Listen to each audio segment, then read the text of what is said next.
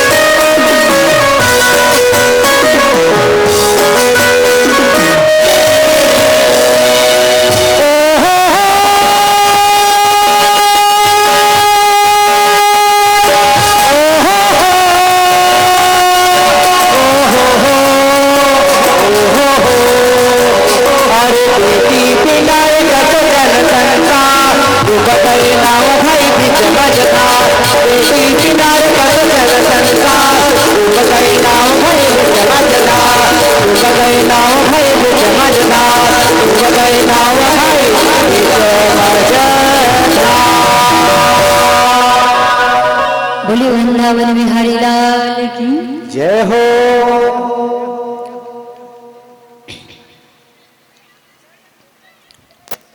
प्रेम से कहिए जय श्री राधे।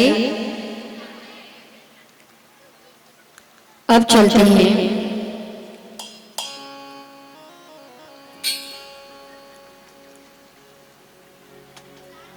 जो देवहूति है उनकी बहन है आकुति।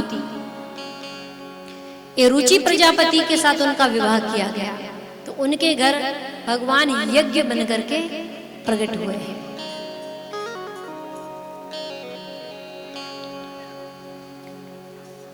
तो ये यज्ञ रूप में भगवान आकुति के घर रुचि प्रजापति के घर प्रकट हुए।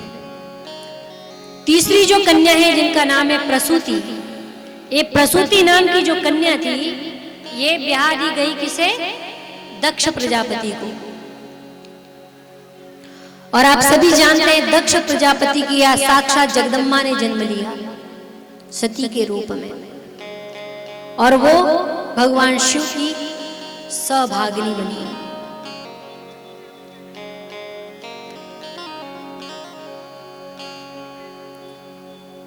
ये तो हो गया तीनों बेटियों का वंश।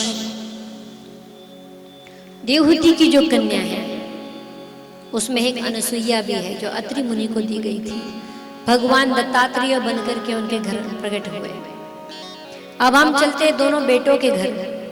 जीवन में दो बेटों ने भी जन्म लिया, मनु महाराज और शत्रुपा के घर।